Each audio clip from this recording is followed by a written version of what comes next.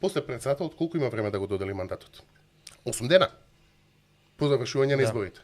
Колку време има мандатарот да проба да направи влада? 15 дена? 30 колку е? 15. Сето тоа е заедно месец и пол. А вамо имате 3 месеци. Да. Така што прашањето за формирање влада по деловник ќе дојде како тема пред да дојдат на тема уставните измени. Добро. Што евентуално може да се случи? По мене. Што и да ви е прашањето во Македонија, одговорот е да ги продолжиме преговорите со ЈУ. Јас лично така мислам. Криминал и корупција? Еве сами 30 години видовме што направивме. Подобро здравство, подобра едукација. По мене не е мала цената да ги внесеме бугарите. Јас би ја прифатил и би продолжил да се борам понатака. Не се избегам од таа тепачка. Сега ова ми е пречка. Што се уставните измени? Се релативно символична промена. Ние сме се исплашили дека тоа е вовед во еден бесконечен низ барања од Бугарија. Дури и да е тоа така. Дај ова, заврши го, степаме понатака утре. На секое барање ќе се тепаме. Што сте се исплашиле толку? Целата политичка елита. Дај пари за рейтингот кој што е мал. Добро, пари чекаат. Што и да се деси? Подобро ли е да ги имаш отворено преговори? Дури утре за кавга со Бугарија. Дали е подобро да ги имаш отворено поглавијата или не? И да се тепаме утре со Бугарија. Подобро е со отворени поглавијата да се тепаме или со затворени. А цената што е? Да ги ставиме таму кај што стојат веќе хрвати, боšnjaci и така натаму. Треба да бидеме свесни. Не, одземањето на европска перспектива, тоа е вистинска бугаризација. Имено. Одземањето на европска перспектива, значи, до сегашните 250.000 Ќе станат бугарски 600.000. пасоши, да станат 600.000 бугарски. Така е, тоа пасоши. 100%. Кај што луѓето сами потпишуваат дека се бугари. Да. И тоа дека има до трето колено на нас, дека имаат предси бугари. Сега вие речу, ја не велам дека овој процес на носењето на уставни измени нема цена. Има цена, ама алтернативата сум сигурен дека е полоша. Се согласувам 1000%. Се. И решението кое што ќе ни биде понудено после 3 години ќе биде полошо од ова што е сега. Па да. И мислам дека треба да еднаш да си ја научиме лекцијата од Мислам дека е честно пред да одговарам. Да, апсолутно. Да кажам кој е мојот став. Да, апсолутно. Имајте го тоа предвид. Јас мислам дека најдобра можност да се донесат уставните измени е пред да се формира влада, но и тогаш мислам дека можноста е релативно, дека веројатноста е релативно ниска. Значи да, се согласувам. Најверојатно е. Најдобра е можноста пред да се формира влада, но и таму можноста е ниска. Зошто? Кога ќе се формира влада, притисокот за уставни измени ќе се намали. Што ќе се случи? Ќе имате избори за европски парламент во мај, во јуни кога се. Избори во САД. Избори во САД во ноември. Целата меѓународна заедница гледате во каква трка е со Балканот, чекајте го ноември. На Босна и дадоа датум за преговори, целосно незаслужено. Албанија ќе ја одвојат најверојатно целосно незаслужено. Молдавија и Украина им дадоа статус кандидати. Да, и ние ќе останеме Струја немаат луѓето. Да, и ние ќе останеме слепо цел. И сега сето тоа, мислам, целата Европска унија се подесува во некаква трка до ноември, плашејќи се евентуално од победата на Трамп, зашто Трамп може да каже: "Добро, дај сега дечко да се договориме, до кај е линијава? Сега Балканот кај тебе ќе се падне или кај мене, дај да го затвориме тоа за 24 сата како што најавува." Да.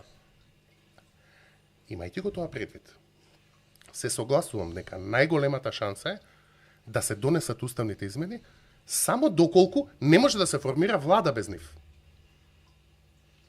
Тоа е најдобрата можност. Но и така, треба да имаме предвид дека уставните измени по устав бараат 100 и нешто дена.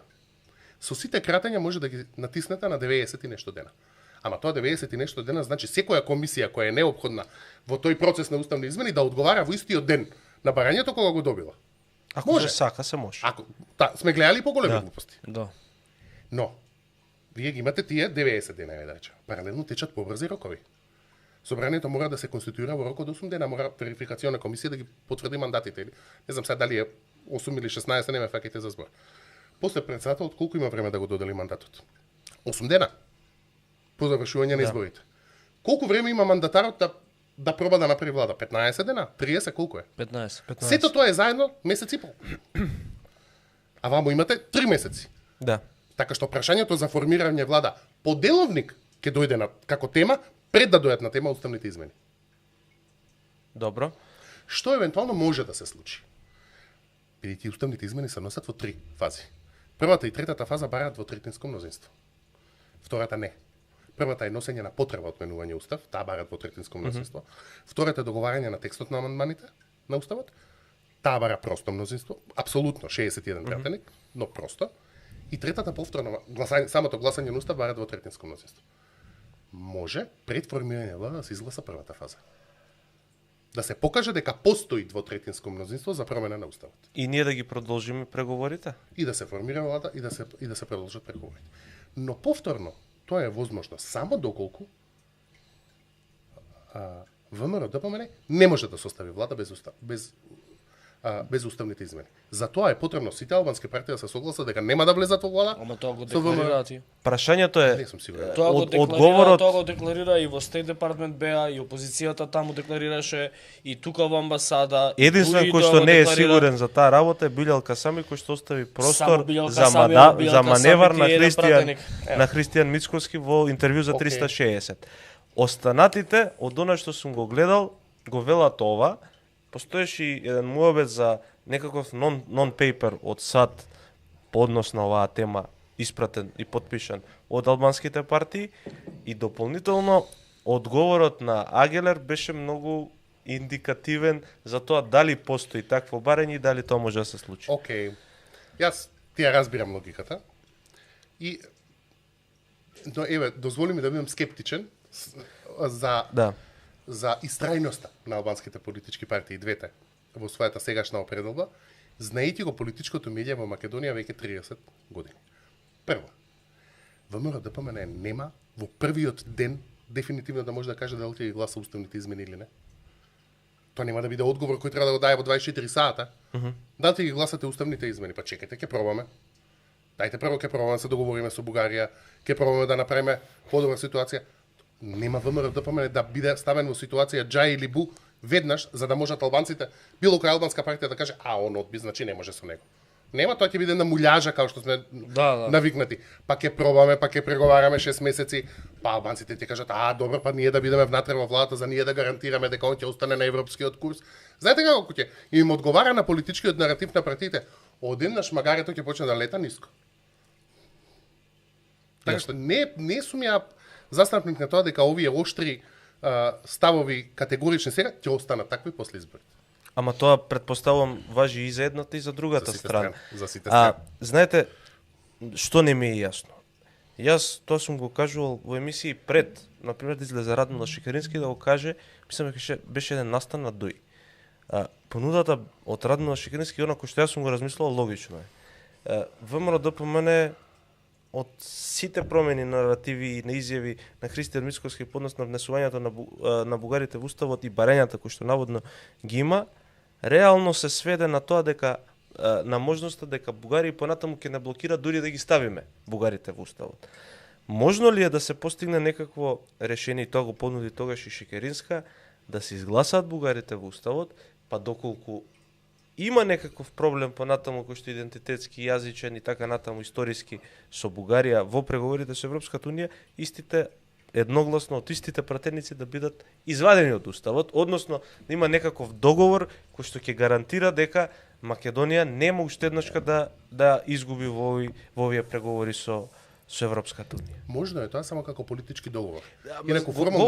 Говорам како простор кој што ќе се даде и на ВМРО ДПМН и на СДСМ да се изгласаат уставните измени за да не изгуби никој условно кажано политички поени. Во основа противењето на внесувањето на бугарите во уставот не е недоверба кон уставниот механизам. Тоа е недоверба кон ЕУ. И можам да кажам дека таа не е незаслужена.